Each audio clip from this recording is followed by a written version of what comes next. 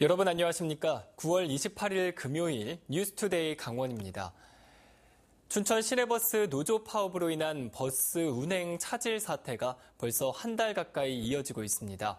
시민의 발이 묶이는 초유의 사태가 벌어지고 있지만 이 문제 해결을 위한 춘천시의 눈에 띄는 대책은 보이지 않고 있습니다. 강화길 기자가 보도합니다. 춘천 시내버스 노조 파업은 지난달 17일에 처음 시작됐습니다. 그 뒤에도 6차례 이어졌습니다. 그리고 지난 8일 파업이 다시 시작돼 어느덧 한 달이 다 돼가고 있습니다. 사측은 이에 맞서 부분 직장 폐쇄를 단행했습니다. 노조원들의 회사 출입을 막고 임금도 주지 않고 있습니다. 현재 춘천 시내버스는 시내 노선만 운행하고 있습니다. 파업에 참가하지 않는 한국노총 소속 조합원들이 맡고 있습니다. 그러나 외곽 노선은 버스 운행이 완전히 멈췄습니다. 대신 희망 택시가 돌고 있습니다. 많게는 하루에 1,300대의 택시가 움직입니다. 날마다 4천만 원의 예산이 추가로 들어갑니다.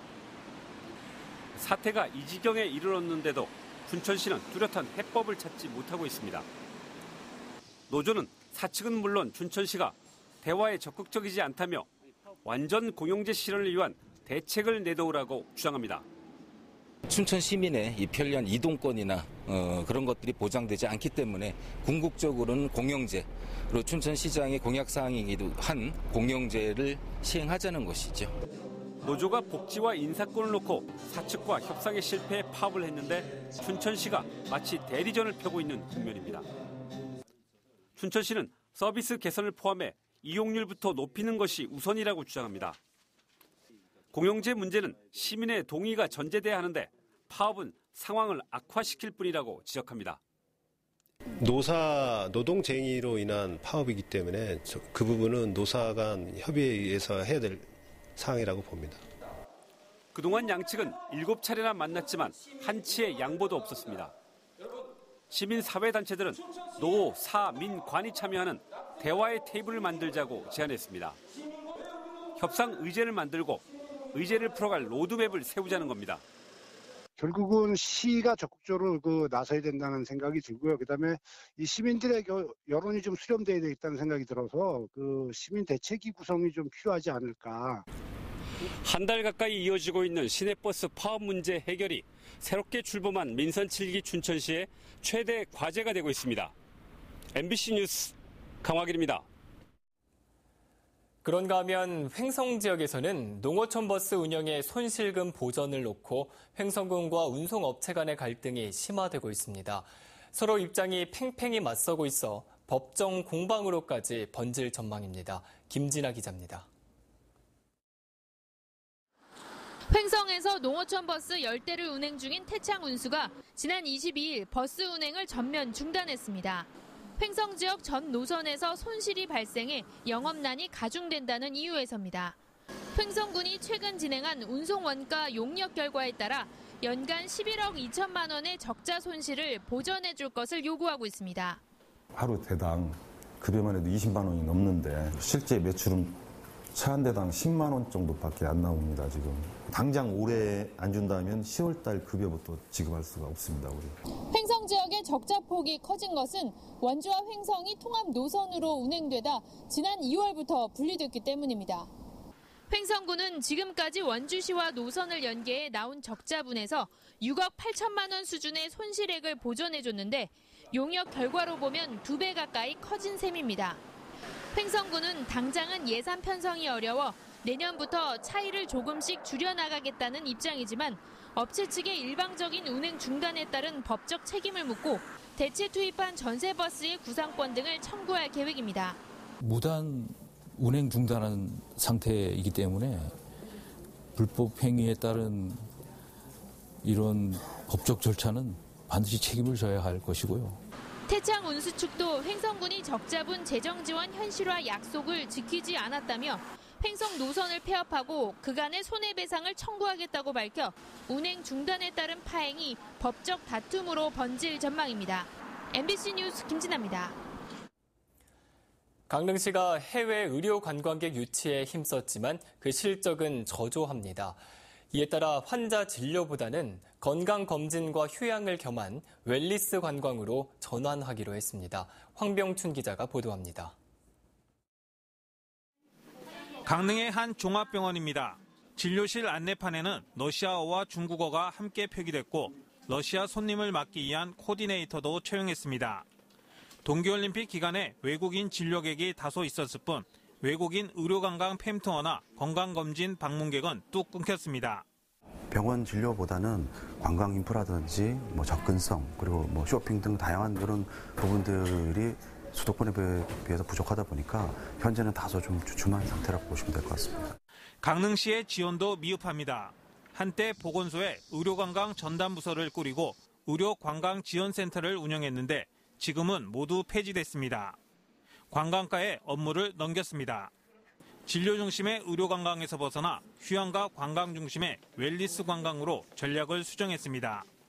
건강검진을 받고 쉬고 관광을 즐기는 형태로 전환을 꾀하고 있습니다. 빙상 경기 스포츠 체험이나 역사 문화 탐방 등 관광 콘텐츠와 결합한 다양한 웰니스 관광 상품을 개발해서 우리 시가 웰니스 관광이 이제 활성화될 수 있도록 KTX 개통에 따른 접근성 향상, 양양국제공항의 러시아 노선 운항, 대형 숙박시설 확충 등 나아진 여건을 적극 활용하는 노력이 요구되고 있습니다. MBC 뉴스 황병춘입니다. 올해 인플루엔자 바이러스가 강원도에서 2달 정도 빨리 발견됐습니다. 독감 유행 시기가 빨라질 것으로 예상돼 예방접종을 서두르는 게 건강관리에 도움이 될 전망입니다. 백승호 기자입니다. 강원도에서 올 가을 들어 처음으로 인플루엔자 바이러스가 발견됐습니다. 강원도 보건환경연구원은 이달 2일부터 14일까지 도내 의료기관을 방문한 환자의 가건물에서 독감, 즉 인플루엔자 바이러스가 확인됐다고 밝혔습니다. 지난해보다 약 2달 정도 검출 시기가 빨라졌습니다. 현재 인플루엔자 의심 환자 수는 외래 환자 1000명당 4명 정도. 유행 기준인 6.3명보다는 아직까지 낮은 상태입니다. 하지만 최근 일교차가 15도 이상 벌어져 면역력이 떨어지기 쉽고 춥고 건조한 날씨에 인플루엔자 바이러스가 잘 퍼지는 것을 고려하면 앞으로 독감 환자는 크게 늘어날 전망입니다. 독감 유행 시기가 빨라질 것으로 예상되면서 예방접종을 서둘러야 합니다. 생후 6개월에서 12살 어린이의 무료 예방접종은 다음 달 2일부터 시작되고 65살 이상 어르신들은 다음 달 10일부터 보건소 등에서 무료 접종받을 수 있습니다. 재작년 강원도에서는 독감이 대유행해 일부 학교가 겨울방학을 앞당기기도 했습니다. MBC 뉴스 백수호입니다. 강원도가 일본산 가리비에 대한 방사능 검사를 식품의약안전처보다 더 정밀하게 따로 실시하고 있습니다. 일본 원전 사고 이후 일본산 수산물에 대한 도내 소비자들의 불안감이 커졌기 때문입니다. 김인성 기자입니다. 강릉의 조개류 도매업체 2곳에서 공무원들이 일본산 가리비 시료를 담습니다.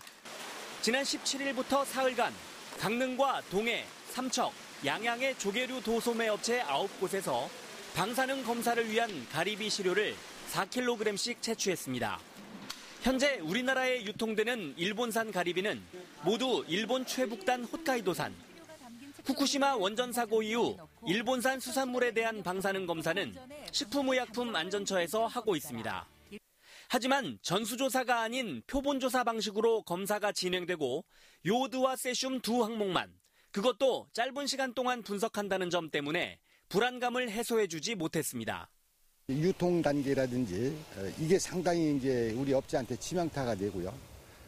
또 한 가지는 오염된 그런 물질이 우리도 모르게 수입돼 가지고 이제 주민들의 불안감이 커지자 강원도가 방사능 검사를 따로 하겠다고 나섰습니다. 정부에서 방사능 검사를 실시하고 있습니다만 저희들 강원도 차원에서 더 정밀하게 방사능 검사를 실시하고 앞으로도 지속적으로 추진할 계획으로 있습니다. 강원 동해안의 일본산 가리비 유통업체의 80% 이상에서 시료를 채취해 다양한 항목을 2차례 이상 실시해 기존 방식보다 더 정밀하게 진행한다는 겁니다. 이번 방사능 검사 결과는 오는 11월쯤 나올 예정입니다. 일본산 가리비의 방사능 오염 우려와 의혹을 풀 수 있을지 관심이 집중되고 있습니다. MBC 뉴스 김인성입니다. 정부 공직자윤리위원회가 관보를 통해 공개한 신규 당선자의 재산 신고 현황을 보면 도내 공개 대상자 49명의 평균 재산은 모두 4억 5,031만 원으로 나타났습니다. 이 같은 재산액은 전체 신규 당선자 670명의 평균 재산 8억 2,044만 원보다 3억 7천만 원이 적었습니다. 최고 재산 신고자는 이경일 고성군수로 23억 3,574만 원, 이어 조성호 도의원이 21억 4,840만 원, 그리고 안미모 도의원이 16억 7,005만 원을 신고했습니다. 최저액은 마이너스 7,367만 원을 신고한 정수진 도의원으로 나타났습니다. 최근 5년간 도내에서 부모의 학대나 방임, 가정해체 등으로 보호 조치를 받았던 아동 가운데 절반 이상은 현재 소재 파악이 안 되는 것으로 나타났습니다. 최도자 국회의원이 아동자립단 지원단으로부터 받은 자료에 따르면 지난 2013년 이후 보호 조치가 끝난 도내 아동 276명 가운데 58%인 159명은 소재 파악이 안 되고 있습니다. 강원도 내 보호 종료 아동의 연락 두절 비율 58%는 전국에서 가장 높고 강원도에 이어 충북이 37%, 울산 36% 순으로 나타났습니다. 올해로 30회를 맞는 춘천 인형극제가 오늘 개막해 다음 달 3일까지 6일 동안 30년의 여정, 인형 세상으로 번지다라는 주제로 다채롭게 펼쳐집니다. 오늘 극단과 시민 200여 명이 참가하는 국내 최대 인형 퍼레이드를 시작으로 춘천시청 광장에서 축제의 막을 올립니다. 퍼레이드가 끝나는 저녁 8시부터 시청 호반 광장에서는 개막식과 공연이 마련됩니다. 축제 기간 춘천 인형극장 일대를 비롯해 소양강 스카이워크 등 시내 곳곳에서는 내외 우수 작품을 선보이는 공식 초청작 18개 팀과 일반 참가작 18개 작품 공연이 다양하게 펼쳐질 예정입니다. 양양 송이축제가 오늘부터 다음 달 1일까지 사흘 동안 양양 남대천 둔치 일원에서 개최됩니다. 올해로 22회째를 맞는 양양 송이축제는 산신제를 시작으로 송이 보물찾기와 외국인 송이 채취 현장 체험, 표고버섯 체험 등 42개 행사가 열립니다. 축제장 입구 농산물 장터에서는 양양 송이를 저렴한 가격에 구입할 수 있고 초청 가수 공연과 7080 라이브, EDM 파티 등 다채로운 공연들도 펼쳐집니다. 강원도교육청은 전국적으로 식중독 의심 신고가 증가함에 따라 지난 6일 운영을 시작한 식중독 예방 비상대책본부를 식중독 위험이 가라앉을 때까지 지속적으로 운영하기로 했습니다. 도교육청은 조리실을 설치한 547개 학교 전체를 대상으로 상하반기 2회에 걸쳐 위생안전점검을 실시하고 있습니다. 또 앞으로 10월과 11월 중 식중독 예방진단 컨설팅을 강화하고 1일 2식 이상 급식 제공 학교에 학교 급식 종사자 교대 근무 체계를 마련하는 등 조리 종사원들의 근무 여건 개선에도 힘쓸 방침입니다. 문재인 대통령이 최근 일본 아베 총리와 정상회담에서 화해치유재단의 해산 입장을 밝히면서 지역에서도 환영 반응이 나왔습니다. 원주 평화의 소녀상 시민 모임은 성명을 통해 화해치유재단 해산은 다소 늦었지만 다행한 일이라며 2015년 한일 위안부 합의도 무효화하고 위안부 피해자 할머니와 국민들의 요구를 담은 재협상을 추진해야 한다고 밝혔습니다. 원주 평화의 소녀상 시민 모임은 지난 2015년 소녀상 제막 이후 매년 시민문화제와 원래 수요 집회를 이어오고 있습니다. 오늘 강원도 지역은 동해상에 위치한 고기압의 가장자리에 들어 차차 구름 많겠습니다. 예상 낮 최고 기온은 영동 지역이 20도에서 21도, 영서 지역은 19도에서 22도, 강원 산지는 15도에서 17도 분포로 일교차가 크겠습니다. 또 강원 내륙과 산지에는 아침까지 안개가 끼겠습니다. 그럼 자세한 오늘의 날씨와 행사를 안내해드립니다.